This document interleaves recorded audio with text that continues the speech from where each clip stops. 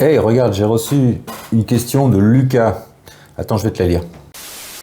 Voilà, alors question de Lucas ce matin. Hello Jean-Michel, j'ai une question à te poser. Je suis copywriter débutant.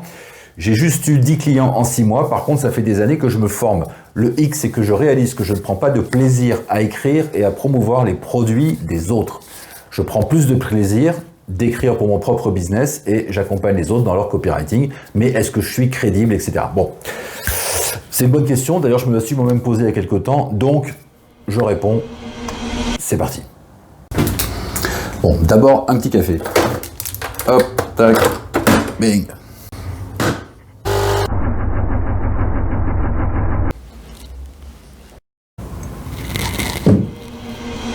Bon, alors Lucas, je réponds à ta question. Alors, je suis Jean-Michel Guépé, je suis justement copywriter, mais pas que. Je suis aussi emailer, marketeur, créateur d'offres, etc. Bref, mon boulot à moi, c'est d'aider les gens à atteindre un business à 6 chiffres en moins d'1 an, si possible. Ça dépend de s'ils s'y mettent sérieusement ou pas. Alors, cette fameuse question, en fait, il y a deux questions. La question, enfin, il y a deux états d'âme, on va dire. C'est pas vraiment une question. La première chose, c'est de se dire, je suis copywriter, etc. J'ai des connaissances, je me suis formé, je connais les techniques d'écriture, etc. Je comprends les rouages d'un argumentaire commercial.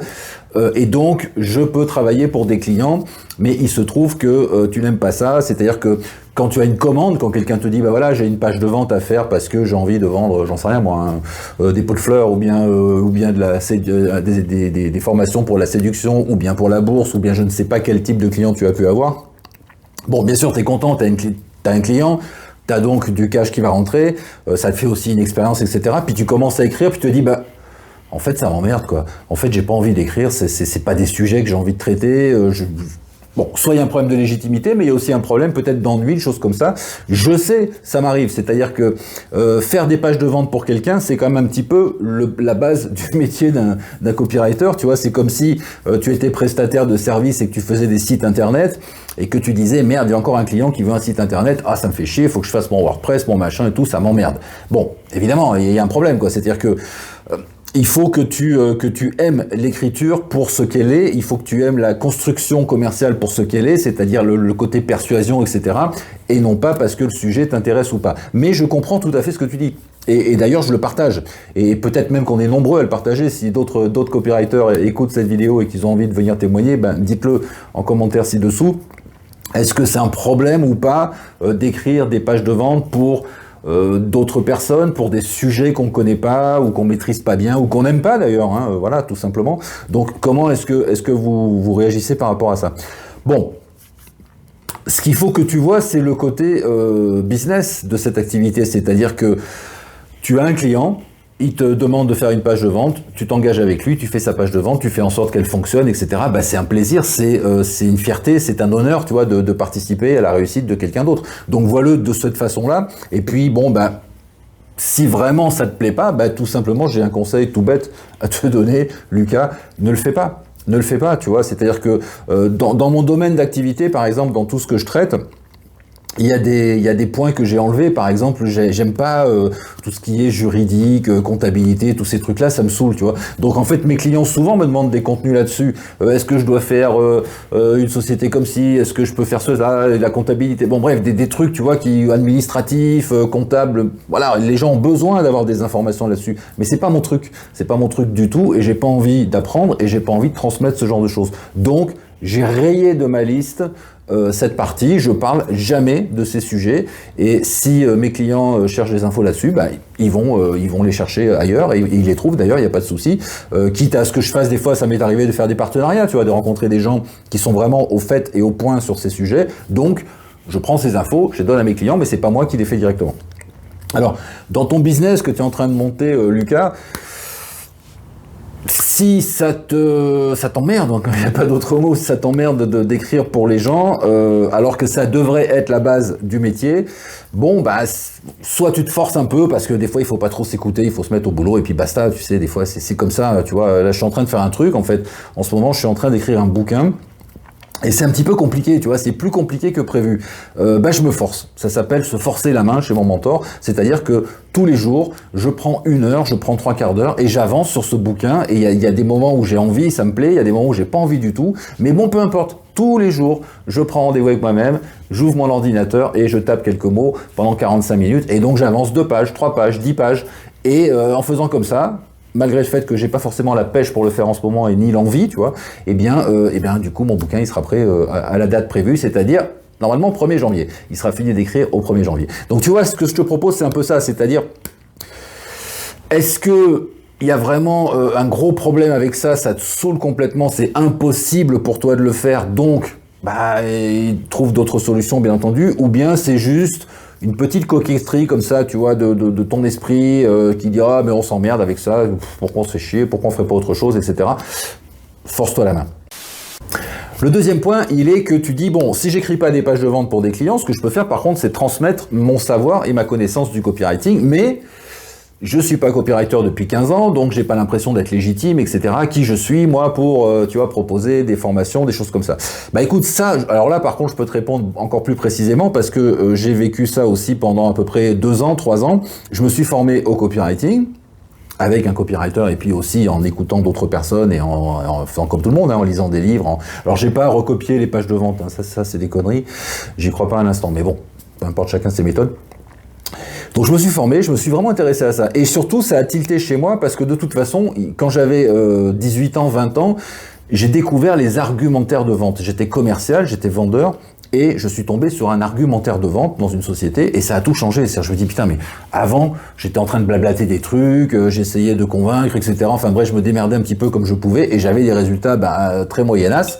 Et maintenant, j'ai un argumentaire de vente. Et l'argumentaire de vente, il est tellement bien fait, c'est tellement précis, c'est tellement un magnifique entonnoir, c'est tellement superbe, il y a tellement rien d'autre à faire que de le dire, tu vois, avec le ton, que c'est beaucoup plus facile, et 2, mais 1000 fois plus efficace. Donc, je me suis transformé de vendeur moyen en vendeur un peu exceptionnel, tu vois, avec des revenus qui vont avec, tout simplement parce que j'avais un argumentaire.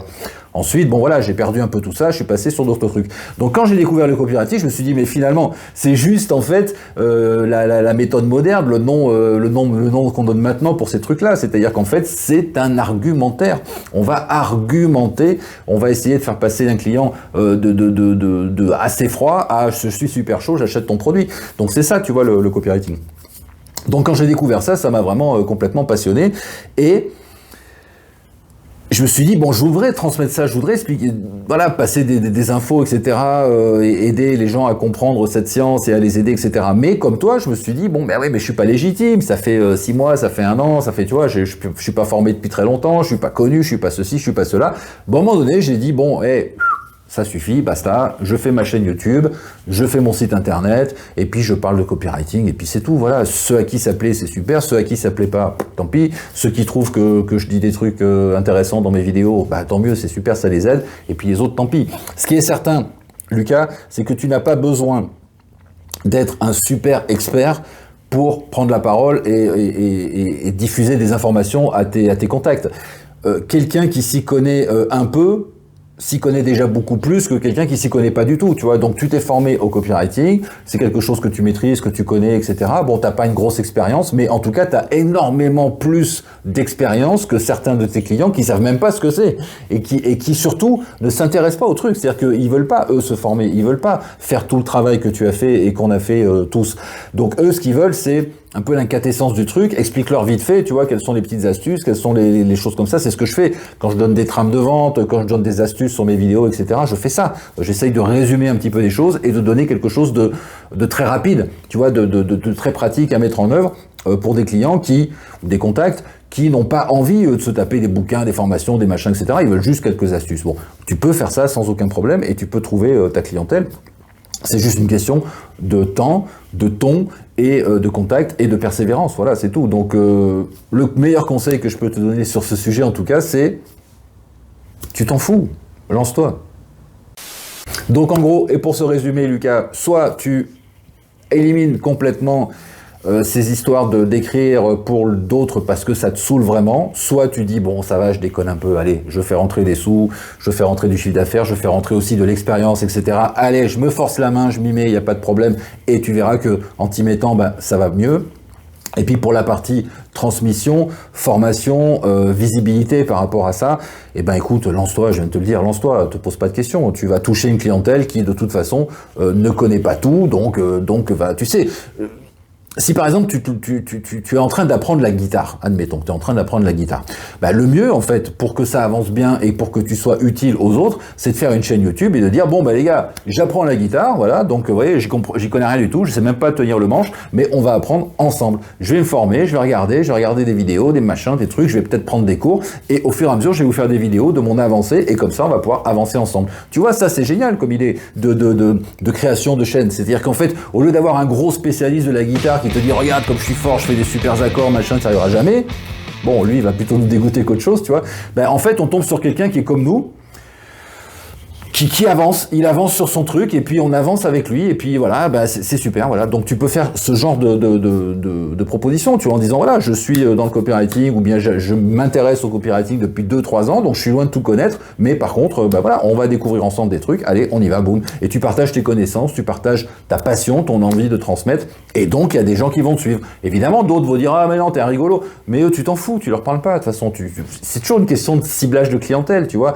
On parle pas à ceux qui nous critiquent ou qui s'intéressent pas à ce qu'on fait, on s'en fout, on les laisse de leur côté et on s'intéresse à ceux qui sont enthousiasmés par notre travail et qui le montrent par des commentaires, des machins, des retours, etc. ou bien tout simplement en devenant client. Bon, allez, ça fait une longue réponse, donc je te laisse là-dessus, Lucas. Courage, persévérance, pas de souci. Et puis toi qui regardes cette vidéo, eh bien tout ce que tu peux faire, c'est commenter, si tu veux, donner ton avis, etc. Tu peux partager cette vidéo, tu peux liker comme ça, tu peux disliker comme ça, et tu peux aussi, bien entendu, c'est par ici, je crois, tu peux t'abonner à la chaîne. Alors des fois je fais ça, mais en fait c'est là, j'en sais rien. Bon, tu m'as compris, il y a un bouton quelque part. De toute façon, je suis en train de te le montrer, le bouton. Donc tu regardes, tu t'abonnes à la chaîne, tu cliques sur les notifications. Pendant que tu es sur cette vidéo, le mieux que tu puisses faire aussi, c'est de dérouler la barre qui est en dessous, la barre du descriptif, parce que à l'intérieur de ce descriptif, j'ai mis plein de trucs. Tu verras, il y a plein de trucs pour toi, pour ton business, des petits cadeaux. Je te laisse là-dessus, je te dis à bientôt. Attention, ciao!